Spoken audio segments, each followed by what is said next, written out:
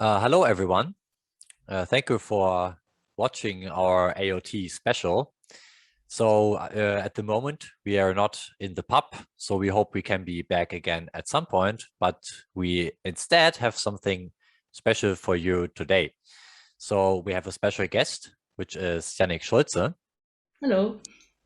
Hello.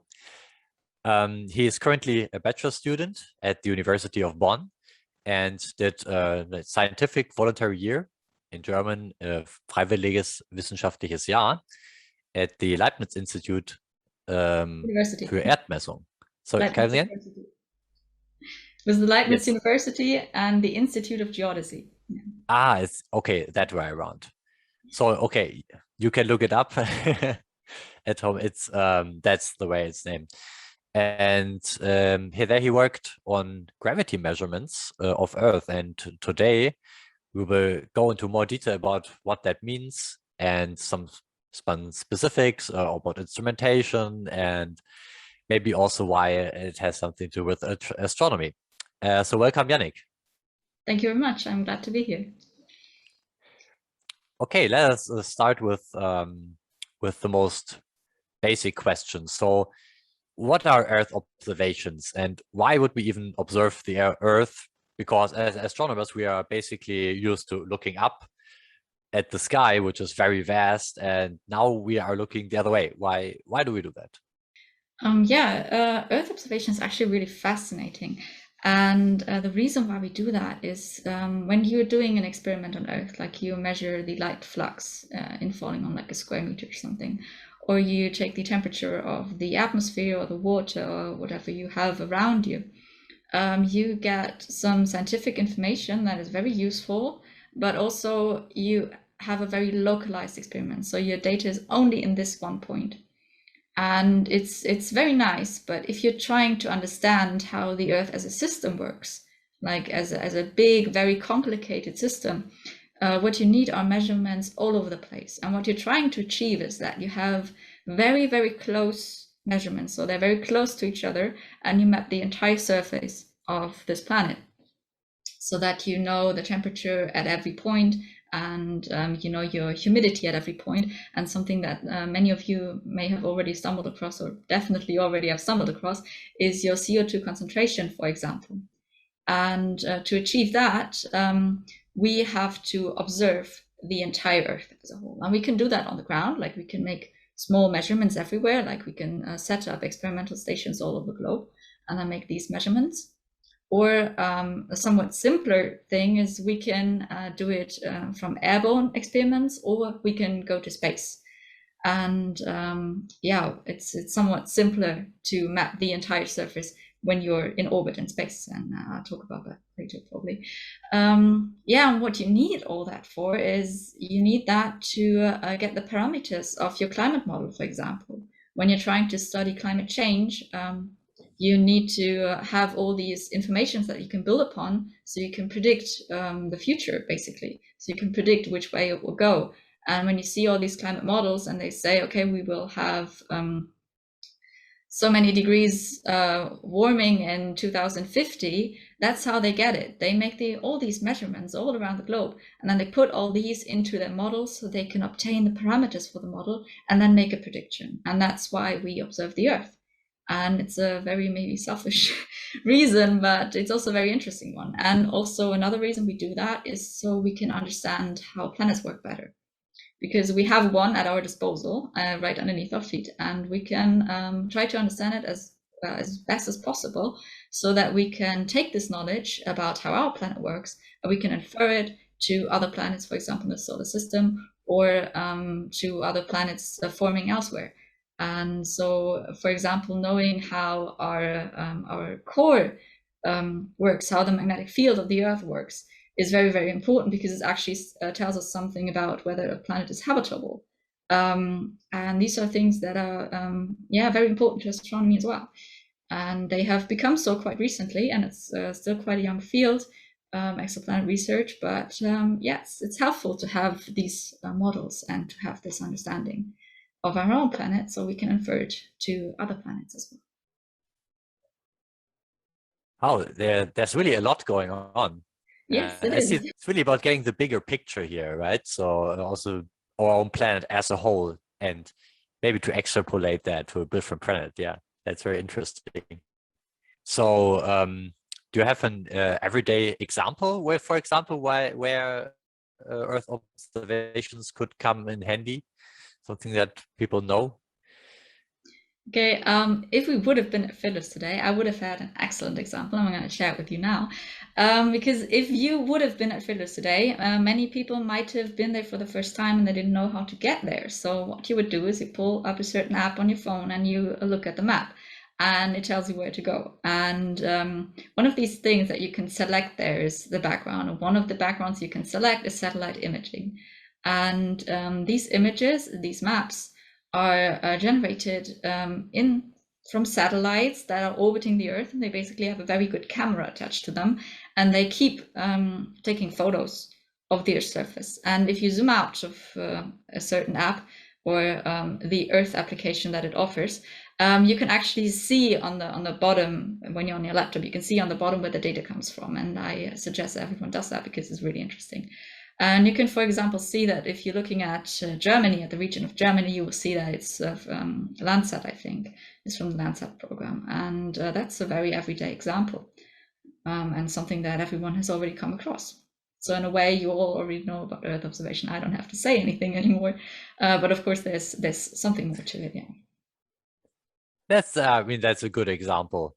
But I mean, of course, everything else that you said about observing CO2 levels concerning climate change, that is a very recent, very urgent topic.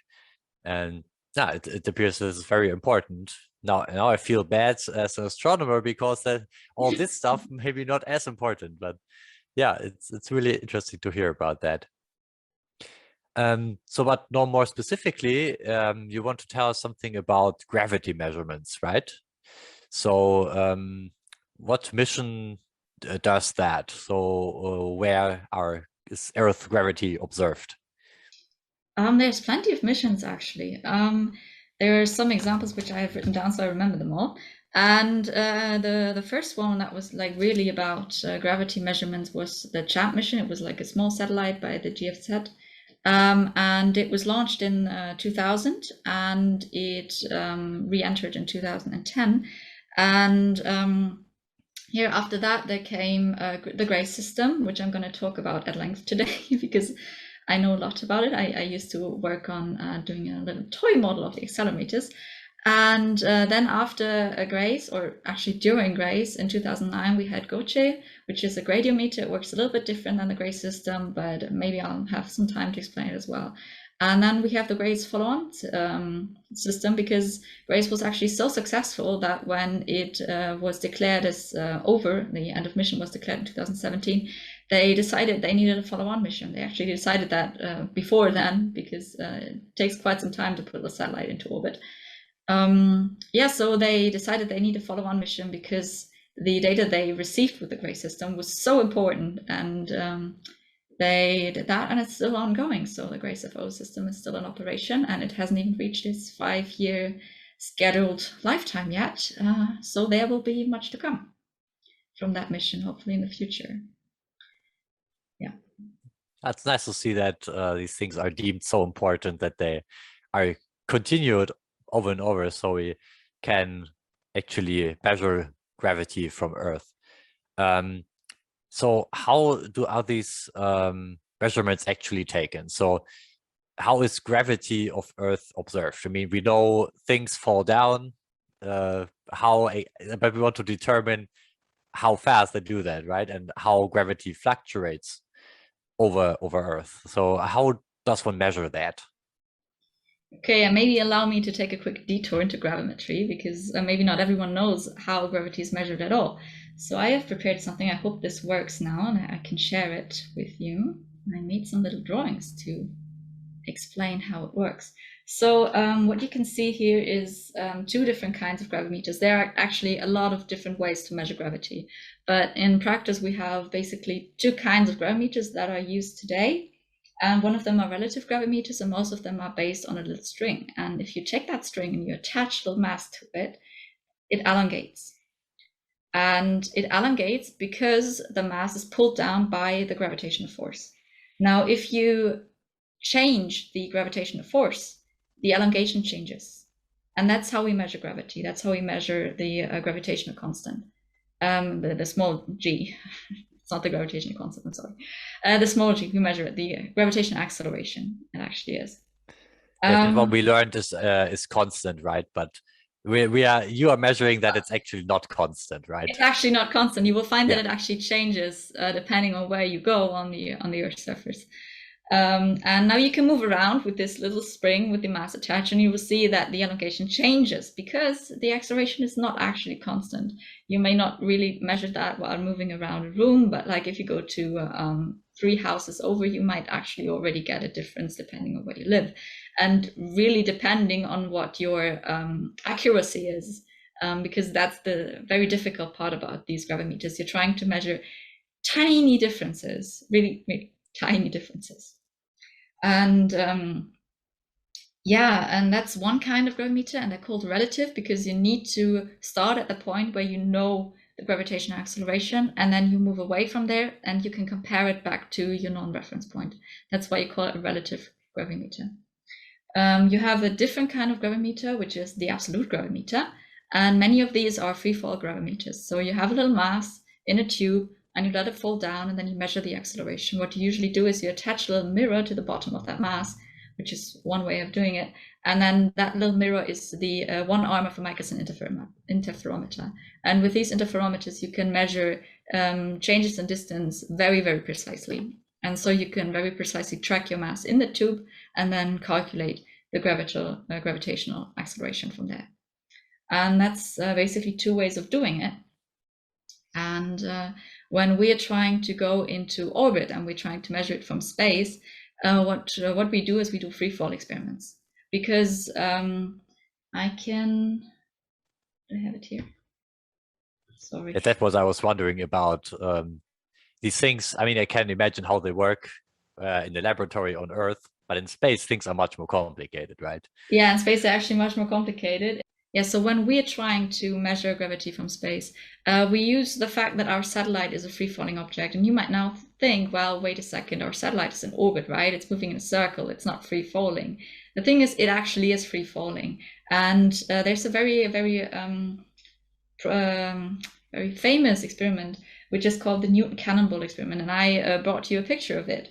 And it's basically if you take a cannon and you shoot a ball from there, it falls to the ground. And if you shoot it faster, it falls down, but it touches down at a very, very far away point. And that might actually be after the curvature of the Earth. And now if you shoot again with more velocity, this will go round and round further and further and further. And at some point, you reach your cannon. So you're basically shooting the cannon from the back. And that's what you call an orbit. It's a circular motion, and it's actually free falling. So what you obtain is then an infinite free fall. So every single one of our satellites is actually a free fall experiment. And we can use that. One way of measuring the gravitational field is doing laser ranging of satellites. So we have a laser on the ground and we measure the distance with our laser to each satellite, and from there infer its exact position. And then we can track the orbit. That's one way of doing it. You can also track from one satellite to other satellites, which are on different orbits, for example, or something. And what I'm going to talk about today is actually satellite-to-satellite tracking in the case of the GRAIL system, which uses 2 satellites that measure their relative distance to each other. Yes. See, that's exciting. That's really exciting. Yeah, I think this cannonball is very illustrative. I think I've seen examples of that in cartoons or something, where someone would shoot a cannonball and it would actually hit themselves. And that was the joke. And I mean, it would actually work if we shoot it fast enough, right? Yes, so, it would actually work. If you're shooting fast enough, it would actually work. And what we're shooting for with our satellites is what we call low Earth orbit. It's I think also in the title of my talk.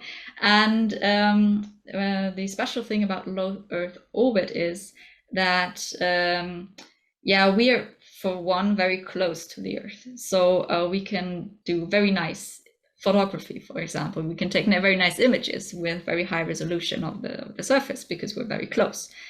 That's where the ISS is situated, right? Yes, that's low Earth where orbit. the ISS is. The ISS is at about 420 kilometers altitude, so height from the ground.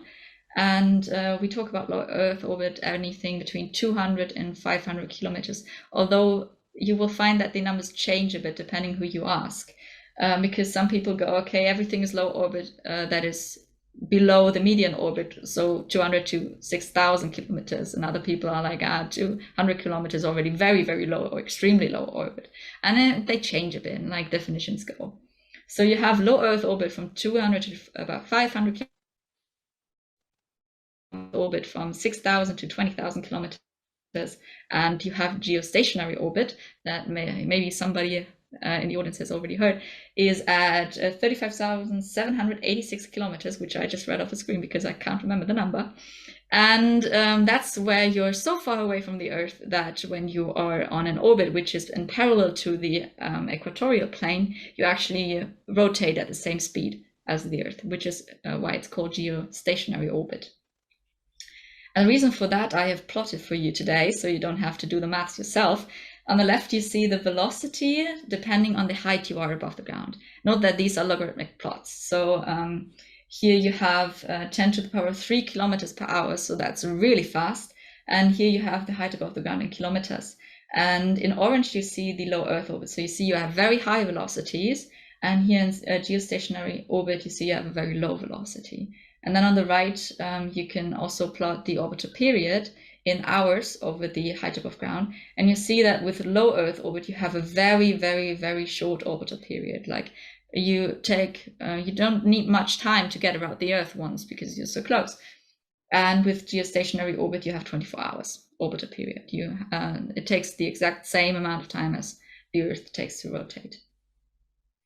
Yes, so that's why we use LEO. We get a very small orbital period, which means we can orbit the Earth many, many times.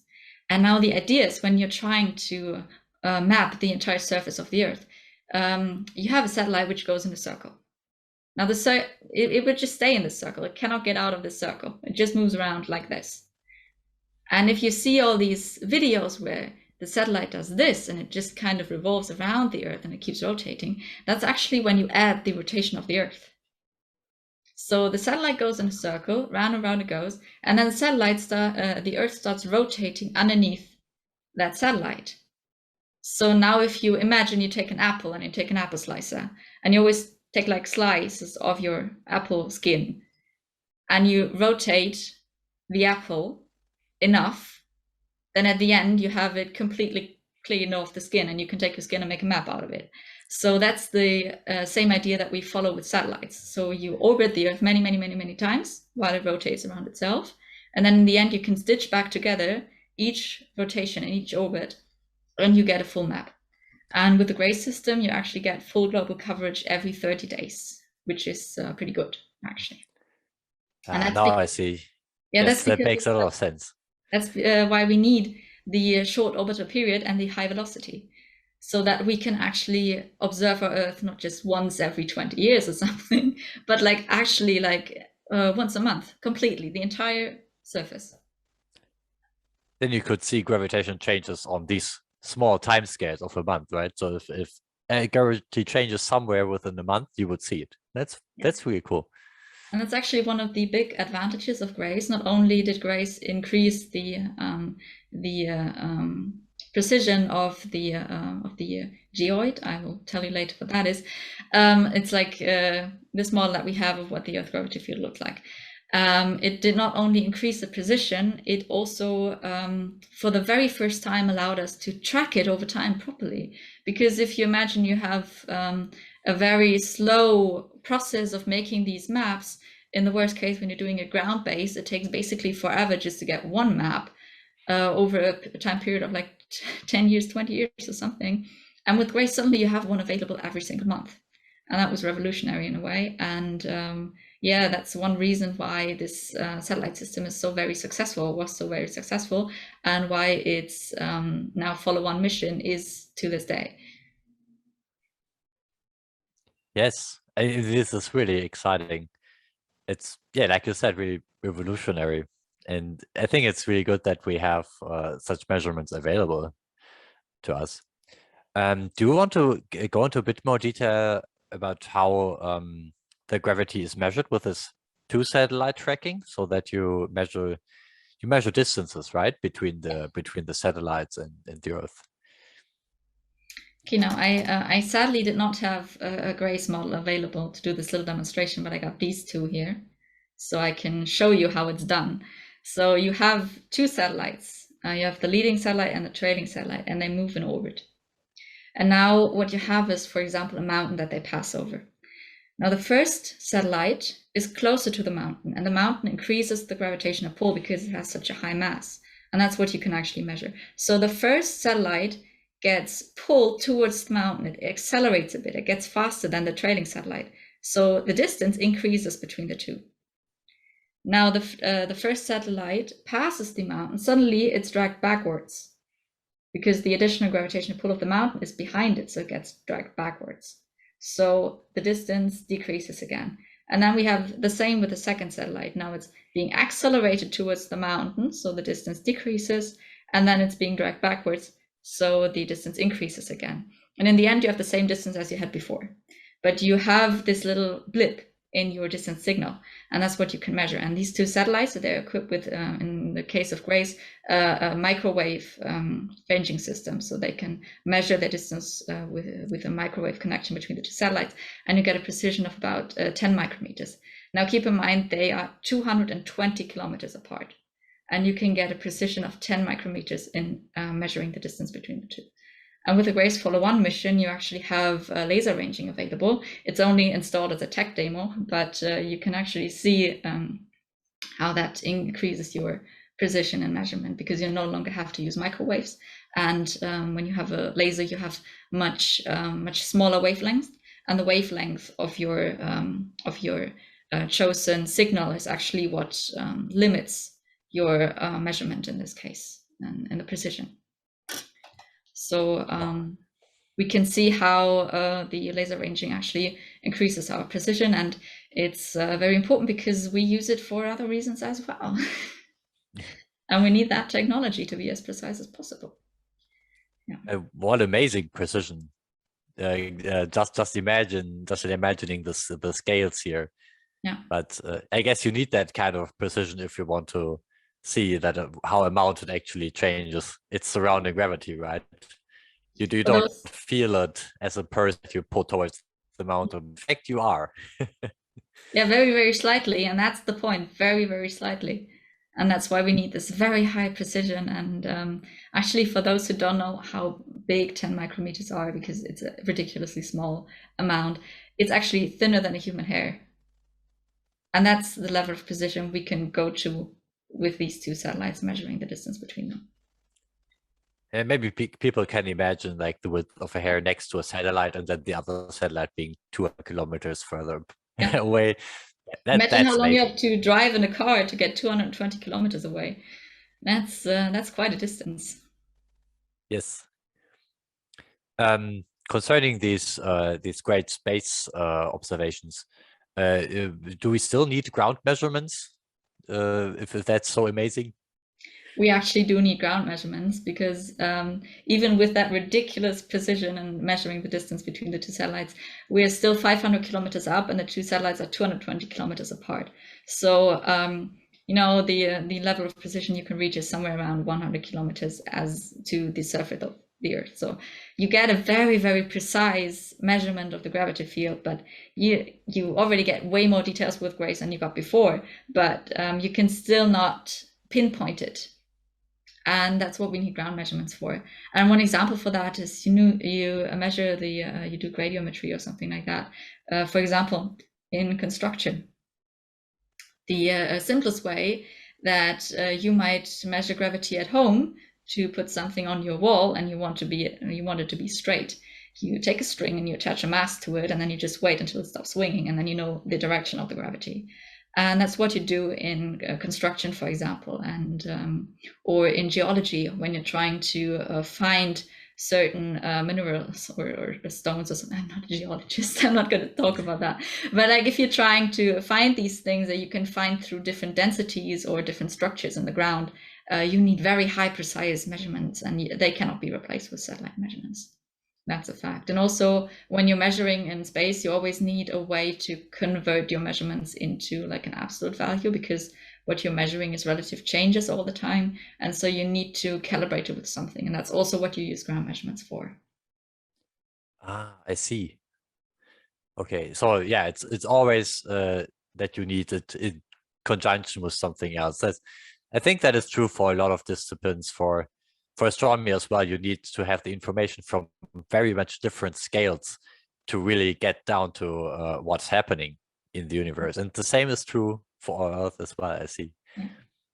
And if you then see these solutions that they make of how the gravity field looks like, you will often find that that they are built upon many different kinds of measurements. They are built up on several satellite systems. They use ground measurements. They use altimetry, and just so you get it really grounded in a very literal sense of the word, so that you can rule out errors that are due to your satellite system, for example. There are sometimes some systematic errors involved, and you want to make sure they do not go into your actual data. So you just throw it all into one pot, and then in the end, you get this one model out.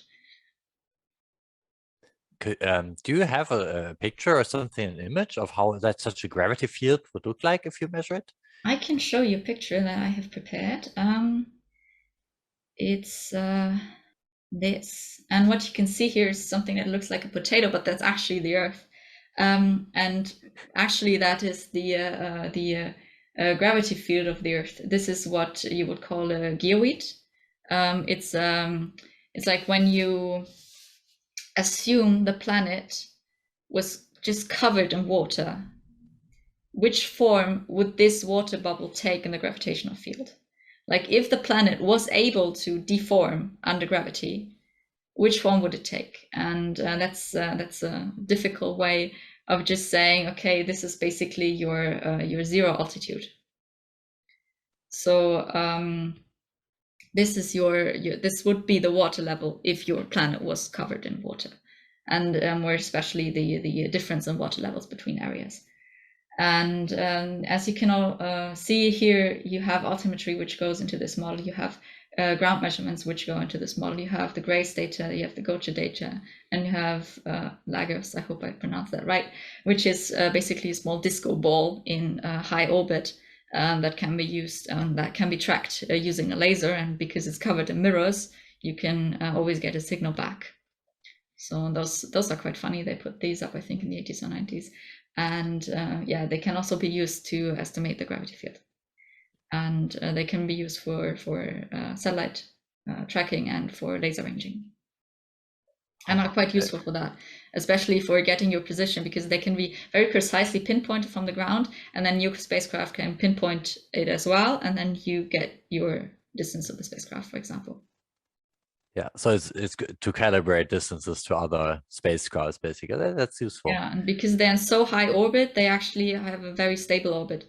Actually, when you're in low Earth orbit, I failed to mention that you have a lot of problems in low Earth orbit, because you actually have atmosphere there, and it's not negligible. You cannot just say it's not there, because you actually have air drag. With the GRAIL system, you have some air drag. It's kind of annoying, and you have to correct for it using accelerometers, so you actually know what the spacecraft would behave like it was free falling, because you have this other force which is affecting your measurements. So you have to get rid of that, and that's what you use accelerometers for, so you can correct for the air drag. And with GOCHA, it was very extreme. Like if you look up pictures of that satellite, you might think, well, it's looking kind of weird, because it has fins, and it has a propulsion engine. It has an ion propulsion engine that is needed to make sure that the satellite doesn't go down because of air drag. That's actually a requirement there, because it's in very, very low orbit. I think something like 200 kilometers or something, and you need to correct for air drag there, because otherwise your satellite is going down and it's going up in flames. So you need to have the extra acceleration from an engine to basically counteract the friction by the air when it's moving through it, right? Yeah, so you're actually still in atmosphere. You're also kind of in space, but you're also kind of still in the atmosphere. It's like this transition region. And so air drag is a big problem there. And Lagos doesn't have these problems. It's so high up in a very high altitude orbit that you don't have head wreck, and you have a very stable orbit up there. Yeah, but on the other hand, like you said, you want to be in low Earth orbit so you can have a fast orbit and map the Earth as fast as possible, right? Yeah. I see there are always advantages and disadvantages to different things. Oh, I mean, this image also looks very interesting. So It's these very cool. deformations, right, and the colors match, right? So if you have more gravity, it's red, and if you have less gravity, it's blue. It's really interesting to see that. You can actually see that land masses are more dense than water is. Or actually, the problem is that the land masses underneath water bodies, underneath the oceans, they're very, very thin. And with land masses, you have a very thick amount of rock. So you can actually see that in this picture. They're kind of dented outwards, where you have a lot of land and where you have a lot of sea, it's kind of dented inwards. And you can see that. And if you would now look at these models like every single month, you could see how these are changing. And you could, for example, see how the ice caps are melting, because you could see how the mass from the ice is shrinking and the mass of the water is growing. So you can actually see how they are melting. And if you encountered these values, how much water is lost in the polar ice caps every single year, these kind of observations are most likely involved. Yeah, so for that, I think it's very important to have observations in close in time, right? So you can really see these fast developments which are happening, unfortunately, right? So it's good that we have measurements to show these kind of things. Yeah, it's very important. I think there was one example that a colleague of mine once mentioned, that they actually used this in first aid after natural disasters, after flooding, because the thing is, when you do hydrology, I don't do hydrology, I don't know anything about it. I'm just telling you what I learned in over the years. It's very difficult to keep track of water once it's underground. Because it's hard to measure it, it's difficult to get there, and basically when you see it in the ocean, it's kind of fine. We don't really understand deep ocean currents yet, but you at least know where it is, and you know about how much it is. And and the problem with underground water is you want to know where it is, because it's very important. Like, you need it for civilization, basically. And you also would want to know how much water is in your ground and how much it can still absorb. Because if you have too much water in the ground and it cannot absorb anymore, your risk of flooding rises tremendously, because then the ground can no longer absorb the water that is coming in, and so it's just passed on, and then in the end you have a flood catastrophe. Wow, that's amazing. So these measurements actually save life. So, yeah, it's a really cool story. Right? I was very impressed when I heard that. That was pretty cool. Yeah, me too. I'm amazed. This it's way more important than I thought it would be, for sure. And I mean, if floods unfortunately are happening. So last time this summer in Germany, and people experienced quite a trauma there. So it's good. It's good that this is one aspect to mitigate these things a bit, at least. That's cool. And you can also use it for prediction. You can estimate your flood risk based on this data when you know how much water there is in the ground. And then, of course, you use your hydrology models, you use your climate models, you use your meteorology models, and then you can take all this together and then estimate at what risk you are of flooding. And you can do that for large areas, which is pretty good. That's even better, preventing it from happening in the first case, or basically evacuating areas or something. This is very important. Actually, if you look up the GRACE follow-on mission online and you stumble across the NASA webpage, they have tons of examples how GRACE data and GRACE follow-on data is used to battle droughts in California, for example, and how to keep track of droughts in the US, which is very interesting, and also a very good selling point for the satellite mission. I see. I mean, definitely have sold me on that. Unfortunately, I do not have a lot of money to support it, but I can show my excitement, which is I recommend clicking around that website. It's amazing. Actually, this website that I used to obtain this picture here of the geoid, you can actually have a look at different models as well if you're interested, and you can play around a little with that. Yeah, it's made available by the ICGEM, and you can just look it up, and it's very fun. I did that for way too much time preparing this talk. We can also provide the links in the description of this video for those of you who are interested. And you can actually look at the geoids and gravity anomaly maps generated by based on GRAIL data and compare it to CHAMP and GOCHI and all the other different missions, and have a look at how GRAIL increased the precision compared to CHAMP, for example, which was its predecessor. So I encourage everyone to do that on their own and just fiddle around with it a bit. Have some fun with that. And if you're interested in geological data and hydrology data and everything, there's a central webpage which is maintained by GEO, it's called. It's the group of Earth observations, and they are central at keeping track of all these different maps and data, and they have the Global Earth Observing System of Systems, which I think is a very funny name, and there you can have a look at everything that's being done in all these different Earth observation missions, because right now I'm just talking about gravimetry, and that's not even the peak of the iceberg. So you can have a look at all different kinds of satellites and what they do and how they work and the data they provide. It's all freely available, and you can just click around in it.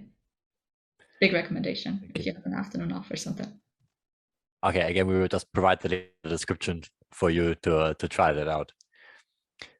Okay, maybe one last question, since we are astronomy on tap, as the last question, maybe does this have maybe also an application for astronomy? It does. I already mentioned that the technology is very, very valuable to the LISA mission because they need to measure very large distances very precisely. So being able to test that kind of system in a real life application like GRAIL Follow-On is great. Like I said, GRAIL Follow-On does not actually use the laser ranging interferometer for the distance measurement, but it can be used and then compared to the microwave data. So you can see how your system behaves in orbit, and that's of a lot of value to the people working at LISA, for example.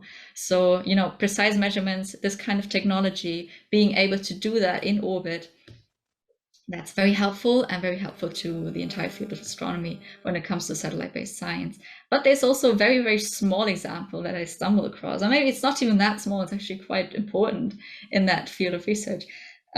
If you look up GRAIL and GOCHI, you find this very, very, very small mission that I actually didn't know about before preparing this talk. And it's called GRAIL. And GRAIL is the same as GRAIL, basically. It's a very similar mission, but it's on the moon, actually, or it was on the moon. It was launched in 2011, sadly crashed into the lunar surface in 2012. And it's two satellites trailing behind each other, measuring their distance and sending the entire information back to Earth. And from that, we actually obtained a gravity map of the moon, which actually helped resolve some unresolved questions about how the lunar surface was created and why it is the way it is. So that was of real value in the end. So that's like one teeny tiny astronomy example. I mean, it's literally the closest other astronomical body we have to the Earth. But it's kind of cool to see that it actually also works elsewhere. And it was very successful. And you can also read up on that if you like. It's pretty cool, I think. But you sadly don't get much information on that. You get way more on GRAILs. Yeah. I see. It's interesting to see that. So, I mean, the moon does count as an extraterrestrial body, so it is an object of astronomical interest still, and it's good to see that still science is being done on that.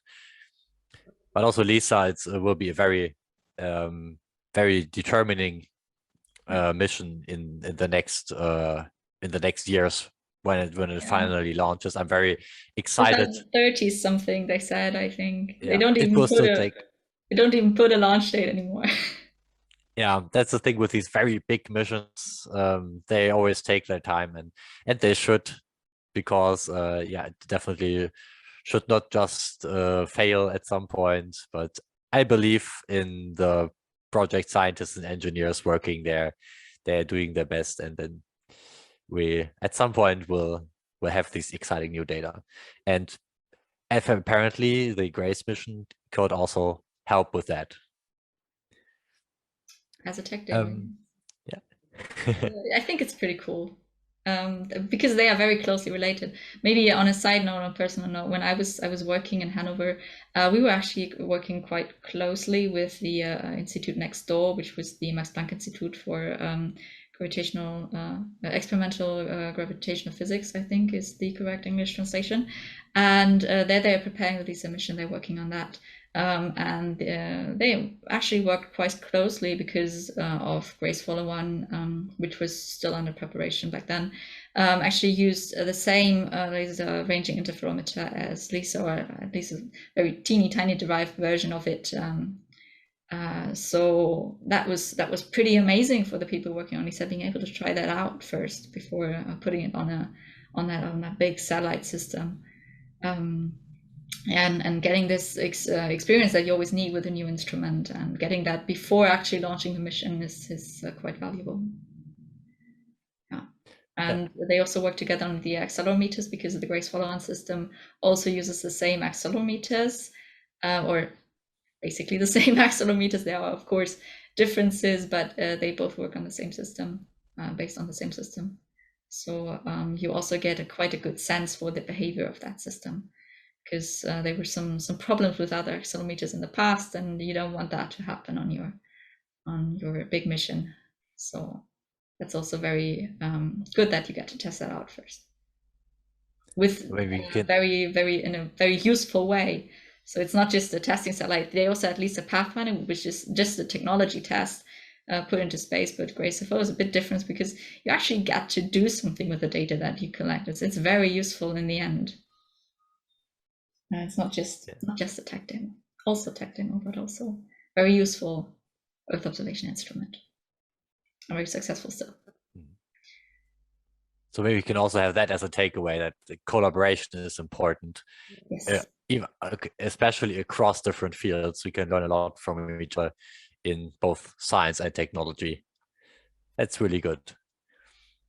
Okay, I would say I'm excited. Really, I'm very excited about gravitational measurements now. So thank you for giving us all an insight into these kind of measurements. And yeah, we thank you for being here and taking the time to answer all these questions. I had a lot of fun. It's nice talking about this. I don't get to talk about it. I think it's very important. So now you had the chance, and I mean, maybe we will have you back at some point if we can return to the pub.